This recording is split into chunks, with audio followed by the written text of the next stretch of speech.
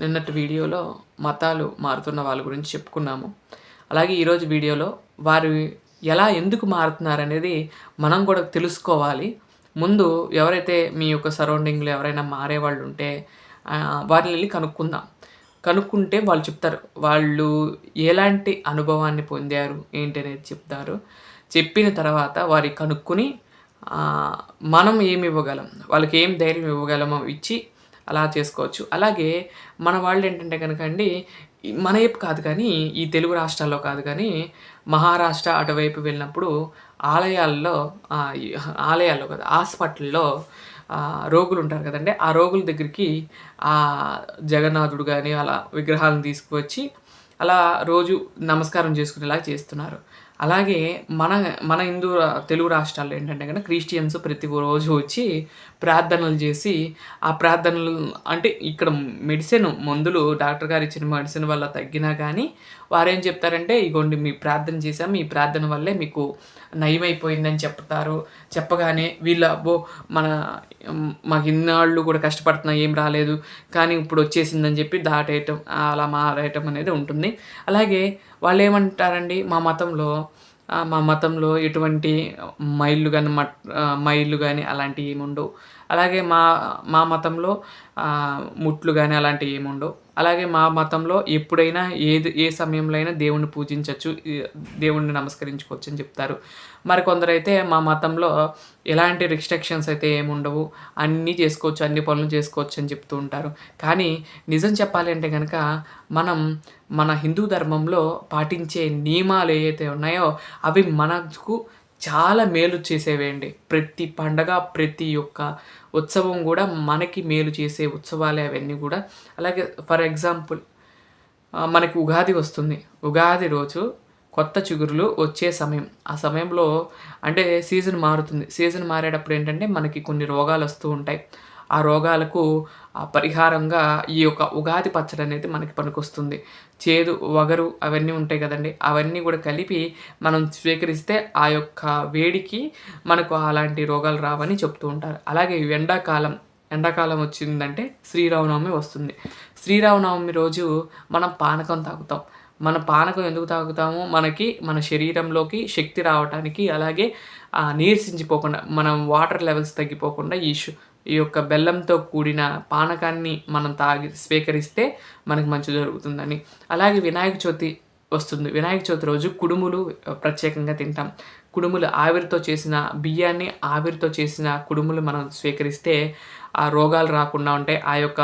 ఆ యొక్క ఉండ్రాళ్ళ వల్ల మనకి హెల్త్ బెనిఫిట్స్ ఉంటాయని అలా చెప్తారు. మన హిందూ ధర్మంలో చెప్తున్నా చూడండి. మన హిందూ ధర్మంలో ప్రతి పండుగ మనకి మంచి చేసేదే. చెడు చేసే పండగలు ఏమీ లేవండి. మంచివే. అవి ఆ యొక్క సీజన్‌లో ఆ యొక్క ప్రసాదాన్ని మనం స్వీకరిస్తే ఆ యొక్క దోషాలేవి ఉండవు అని, ఆ యొక్క ఆరోగ్య సమస్యలు రాకుండా ఉంటాయని చెప్పి మన పెద్దలు, పూర్వీకులు ఇవన్నీ కూడా తీసుకురావడం జరిగిందండి. అవన్నీ మనం ఫాలో అవుతూ ఆయుర్వేదంలో కూడా కొన్ని రకాలమైన వైద్యాలున్నాయి. వాటిల్లో మనం వాడే తులసి మనం పూజ అయితే ఎలా చేస్తామో ఆ తులసిని కూడా ప్రత్యేకంగా ఆయుర్వేదంలో వాడుతూ ఉంటారు. అన్నీ గూడా మనకన్నీ పనికొచ్చేవన్నీ గూడా. అలాగే మామిడాకులు మనం గుమ్మాలకి మామిడాకు కడతామండి. ఆ మామిడాకులు కడతం వల్ల ఆ స్మెల్లు 3 రోజుల పాటు ఆ జీవకాలం ఉంటుంది ఆ మొక్కలో. అటు వెళ్ళి ఇటు వెళ్ళేటప్పుడు ఆ యొక్క మామిడాకులు కనుక వాసన గనక పీలిస్తే మనకు ముక్కులో ఉన్న ఏమన్నా బ్యాక్టీరియా ఉంటే అవి పోతుందని చెప్పి మామిడాకులు కడతారు. అలాగే ఇంటి ముందు ముగ్గులు వేస్తారు. ముగ్గులు ఇప్పుడంటారా ముగ్గు పిండిలని అవన్నీ ఇవన్నీ ఏస్తున్నారు. పూర్వం రోజుల్లో ఏం చేసేవాళ్ళంటే గనక బియ్యపు పిండితో వేసేవాళ్ళు. బియ్యపు పిండి వల్ల అక్కడ మనం బియ్యపు పిండి వేసి ముగ్గు వేసటం వల్ల చిన్న చిన్న చీములకు, అలాగే చిన్న చిన్న కీటకాలకు అది ఆహారంగా వెళ్తుందని చెప్పి మన వాళ్ళు అలా పెట్టారు.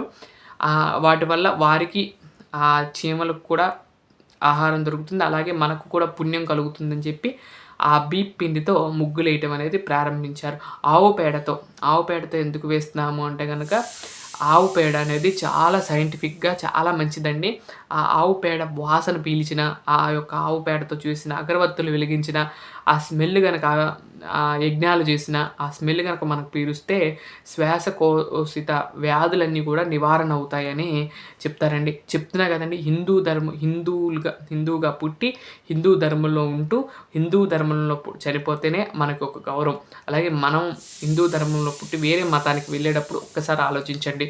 మన తల్లిని మార్చినట్టే మన హిందూ ధర్మం నుండి వేరే ధర్మంలోకి వెళ్తున్నాము అనుకునే మనకి థాట్ వచ్చిందంటే మన కన్న తల్లిని చంపి వేరే వాళ్ళ దగ్గరికి వెళ్ళటం అనేదే ఉంటుంది. కానీ ఎప్పుడైనా మతం మారకండి.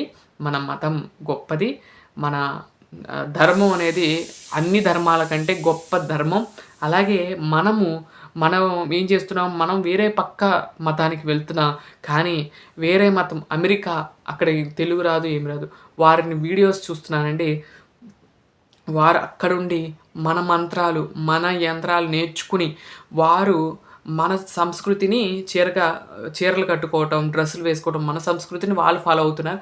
మనం మాత్రం వేరే మతం కోసం వేరే యొక్క పక్క చూపులైతే చూస్తున్నాం. వారు మాత్రం మన ధర్మాన్ని గొప్పగా చాటి చెప్పడానికి వారు ఇవి నేర్చుకుంటూ ఉన్నారు. చాలామంది యజ్ఞోపవీతం వేసుకొని నేను చూశానండి. ఇస్కాన్ సంబంధించిన వాళ్ళు యజ్ఞోపవీతం వేసుకుని నరసింహయాగాలు చేస్తున్నారండి. వాళ్ళు ఇంగ్లీష్ వాళ్ళు. వాళ్ళకి తెలుగు అస్సలు రాదు. కానీ ఆ మంత్రాలు కటకటా చదువుతూ పూజ చేస్తున్నారు. ఆఫ్రికన్స్ కానీ అలాంటి వారందరూ కూడా మన సంస్కృతికి నచ్చి వాళ్ళందరూ మనకు వస్తుంటే మనవాళ్ళు మాత్రం వేరే మతానికి పక్క చూపులు చూస్తున్నారు. అది తప్పండి. నేను చెప్తున్నా చూడండి, ఎవరైతే ఈ మతం మారుతున్నారో వారు కన్న తల్లిని మార్చేయటంతోనే సమానం అండి. అలా అనుకుంటే వెళ్ళొచ్చు. మా తల్లి నేను మార్చుకుని వెళ్తున్నాను అని అనుకునే వాళ్ళైతే మతం మార్చండి. ఇదండి ఈరోజు వీడియో. మీకు ఈ వీడియో నచ్చిందని భావిస్తున్నాను. నచ్చితే కనుక లైక్ చేయండి, షేర్ చేయండి, సబ్స్క్రైబ్ చేయండి. మరొక మంచి వీడియోతో రేపటి వీడియోలో కలుస్తాను. అంతవరకు సెలవు. నమస్కారం. ఓం నమో వెంకటేశాయ.